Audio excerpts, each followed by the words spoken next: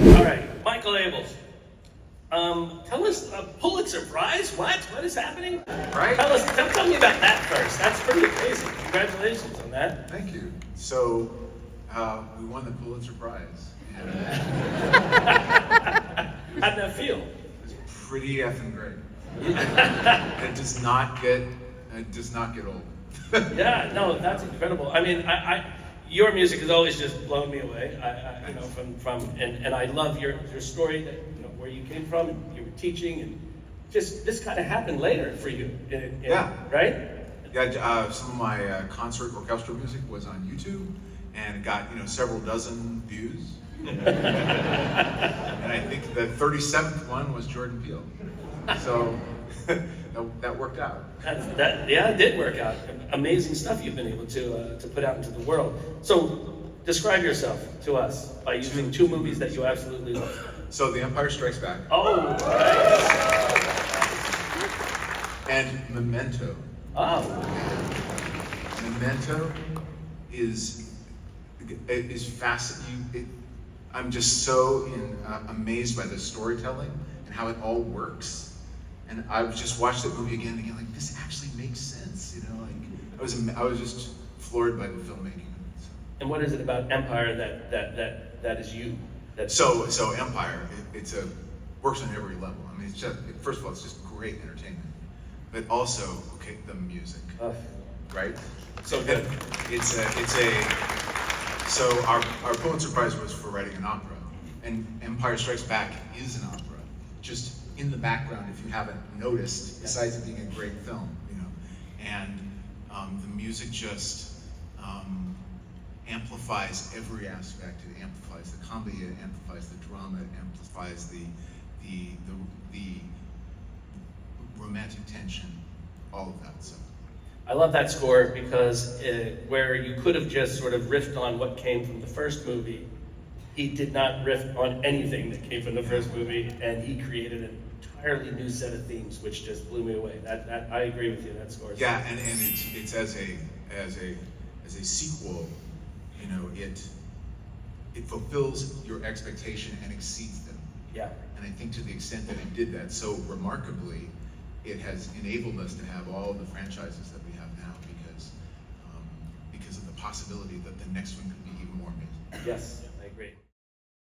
Michael, you had mentioned you likened The Empire Strikes Back to the opera, an operatic score, and that's how Star Wars is to me, very much so. And so I wanted to know, like, when scoring the Acolyte, was there any moments in there that you wanted to go more operatic than perhaps Leslie Headland wanted to, and she had to pull you back, or anything like that? Did you try to make it more of an opera?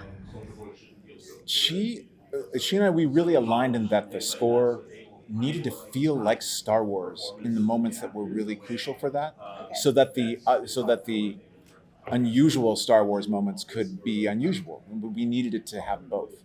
So by the time the operatic moments came, that was what we by Leslie and the producers, we all wanted that. So there was only a couple moments where I had needed to dial it back. Was there any specifics you can I think can think of one was the in episode 8, and the twins are under the bunta tree, and I don't want to say more about that, but it's near the end. Okay. And we dialed back how emotional the music was just a taste, because the scene was already so emotional that it didn't need even more pushing. So that was the only time I can think of. Okay, thank you. Sure. There's a Star Wars harmonic language, and it relates to music in the concert world from the late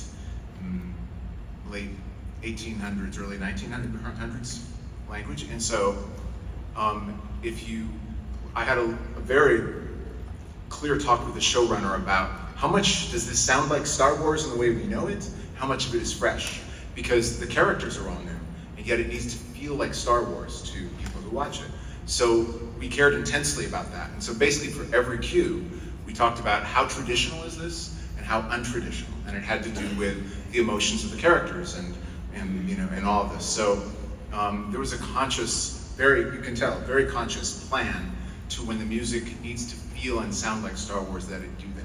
So That shows you how intentional that was. At the same time, there are new experiences and new ways of looking at characters in the series, and so in that way, I was then sometimes deliberately not doing it that way, and that's how we approached it. Awesome.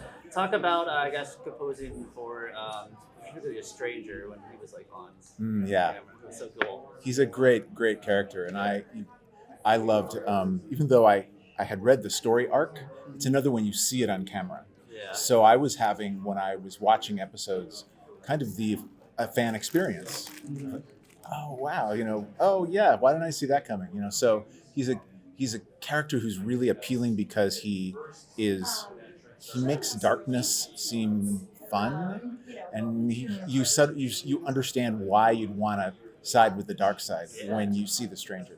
So his music is both, he kind of represents chaos, and so when he's being really violent, the music is very horrific.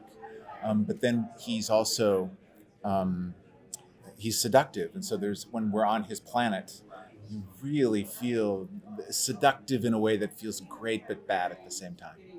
And then he also has a theme that is kind of like an evil rising out of the dark, which is essentially what happens in the series. And so depending on which side of him we were seeing is how I approached it. Great job. Thank you. Okay. I learned a lot more about the fan base from watching the reactions. And I must say that I'm glad I didn't know the levels to which people are passionate about their Star Wars. But it was great to see how much people cared about it. True. Even when they felt like it was not what they want, the story that they wanted to see. But you can't buy into all of that when you go to write, because it's exactly when you write, you have to come up with an idea, and that doesn't change no matter what the stakes are. So, it was a huge opportunity that I wanted to do, and I felt I'm thrilled to be doing this. I'm gonna give it my very best shot. The film score that you first remember making an impact on you. Maybe it's empty, I don't know. Well, for sure, when you said Rocky, I'm like, oh yeah, but it was probably even when I was much younger, The Sound of Music. Oh, wow, yeah. Which I don't even think, it's a musical, so it's a score, yeah, but the music transformed. Well, and also, one word for every note by mixing it up like this, right? So I'm like, well, what a fun game that is. It's like building blocks with music. You can make them in any order. And, the messages we hear when we're really young like that, it impact everything, and that's how I've always seen music as this fun game of building blocks where you can create what you want, but then also create this really emotional reaction. And it is a bit like Jenga, isn't it? And if you remove just one wrong thing, it all falls apart. It can just fall apart right in front of your eyes. That's a really good analogy. Tell us something about working on Star Wars, because now you're in the Star Wars universe, having fun there on the ACOLYTE. Tell us something about, give it up. By the way, episode 5, awesome. Thanks. It's so good. It is so good. I love it so much. But tell us something about working on that you haven't really. Well, so I there's one piece of on-camera music that's done. And when music's on camera, you got to do it before they shoot it. And so where I started was with the music for the Ascension ceremony, where the coven it's sort of the coming of age ceremony. And that was the first music I had to do because they hadn't shot it yet, so I did that music. And then I told them it was super important that I come to set and supervise or be there as a consultant if there's any problem. And they believed this. So I got to go on set of Star Wars, okay? And that was unbelievably cool. But it was also in the middle of the night and it was freezing. So I was physically really miserable, but spiritually overjoyed. Yeah, making movies is actually not that fun. It's really It's a hard. lot. You get to stay home in the dark and staying home, and there's a lot to be said for that. Hey, look at those names to the left. They are part of the Skywalking Force, our Patreon. Become a producer yourself and check out all the Disney Plus themed bonus content available depending on the level you subscribe. Become a member of the elite Skywalking Force at skywalkingforce.com.